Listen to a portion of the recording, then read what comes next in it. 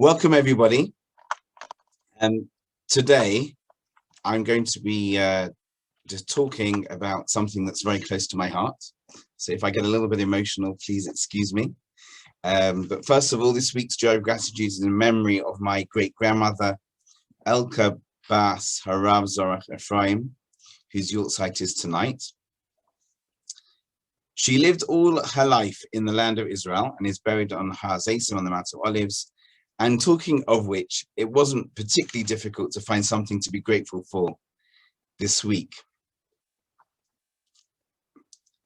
The Gemara describes, the Talmud describes what the great rabbis who lived at that time in Israel would do.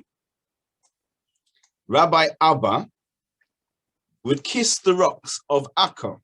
So can you imagine that? A great rabbi is walking along and there's a rock there.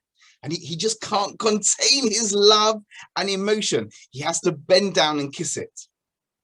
Now, I don't know if you saw the video clip, but recently when Jonathan Pollard, after 30 years of incarceration, he finally made it to Israel.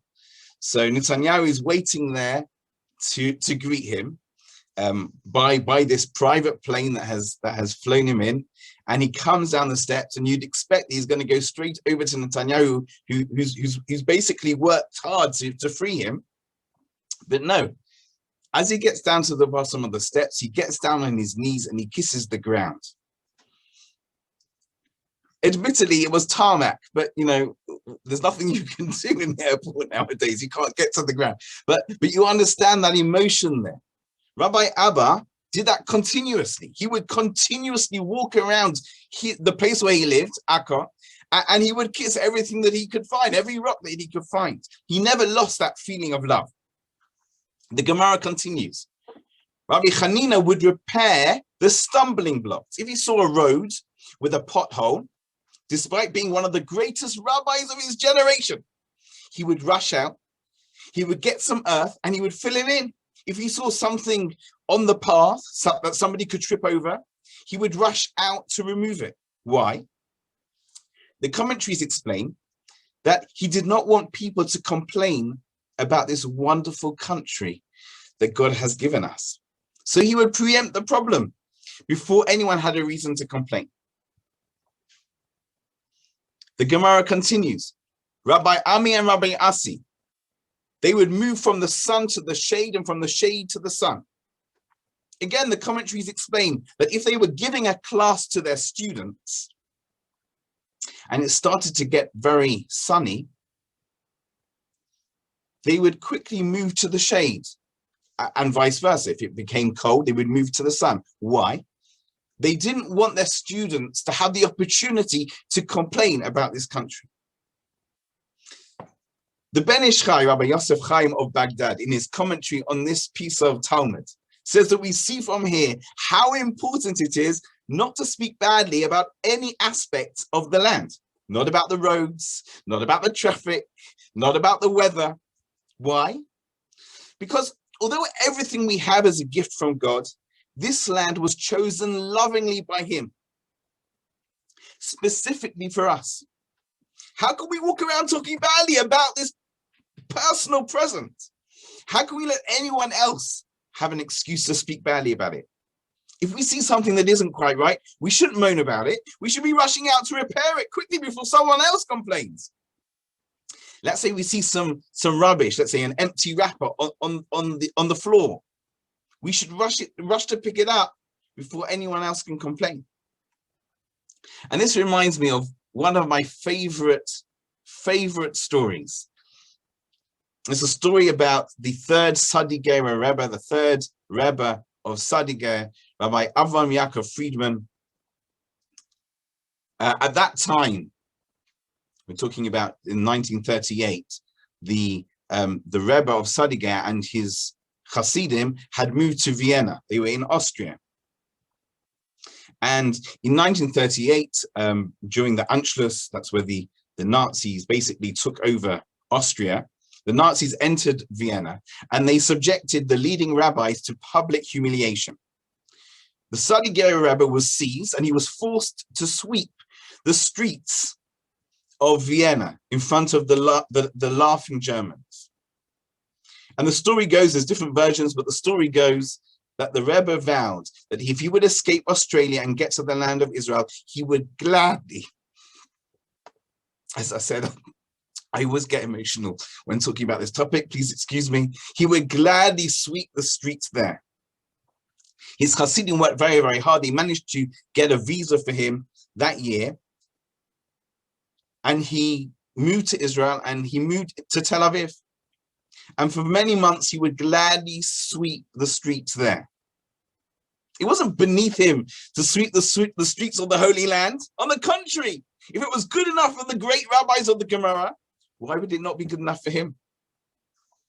Our land is praised in the Torah as having 7 species of produce, 7 different fruits. Why is that so special? I mean, I'm sure there's many other countries with a variety of different produce. So I had a beautiful idea. I'm not a farmer. I don't know anything about farming or agriculture, but apparently what's special about the 7 species, the 7 fruits of this country is that they each need a different environment to grow. They need different weather and different types of land to be able to grow. So if you have a massive country like the United States, I'm sure you would end up having different types of weather, different types of ground. But in a small country, to have 7 different species that need completely different environments to grow, that's unheard of. So why is that so special? Because it's showing that our tiny country has everything. It's got a bit of everything in it. You know, if you want snow, you want to go skiing, go to the Charmon. If you want desert, go down south. If you want to float in water while reading a newspaper, go to the Dead Sea. Everything. We've got to learn to appreciate what we have here. I want to share with you an unbelievable story that I heard from David Kimchi, Rabbi David Kimchi. He's the son, for those of you who know, of Rabbi Alan Kimchi, who was for many years the rabbi of Nei Yisrael in London. So Rabbi David Kimchi told me the story about his uncle. His uncle, so his father, Rabbi Alan's brother, his uncle Soli, was learning in Yeshivat HaKotel in the early 70s. And he had a Shabbos off from yeshiva, and he went home to his parents. At that time, his parents were living in Haifa.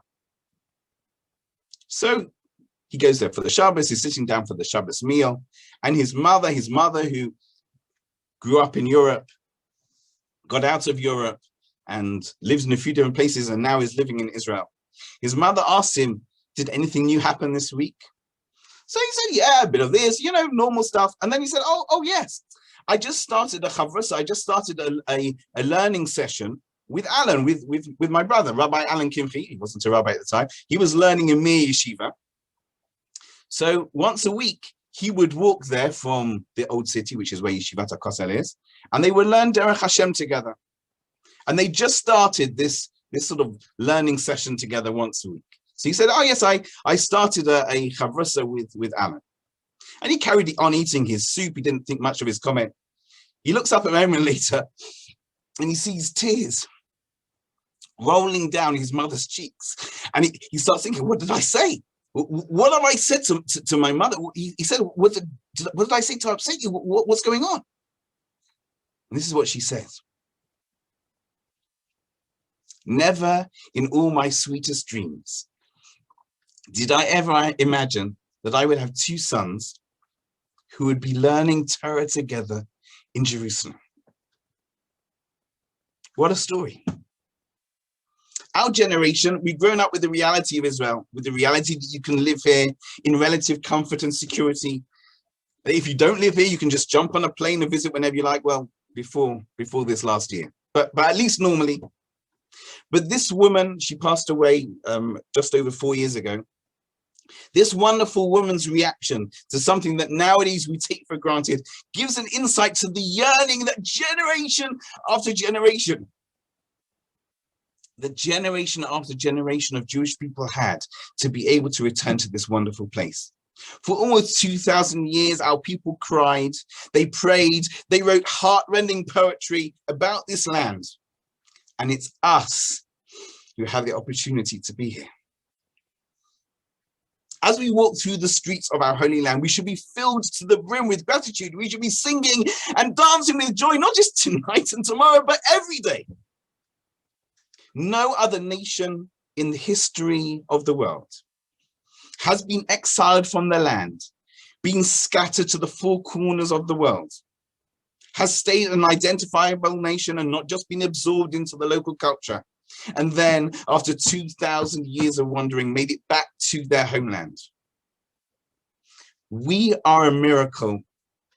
This land is a miracle.